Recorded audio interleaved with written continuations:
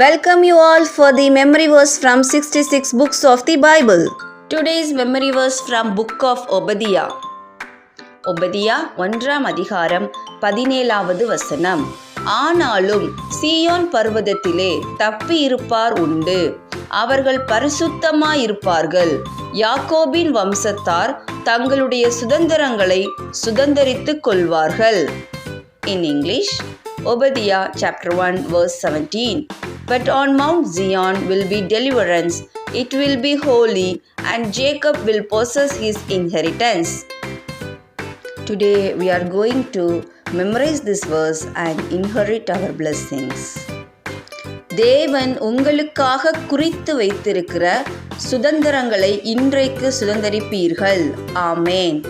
Share this with all your friends and let's all memorize God's word together.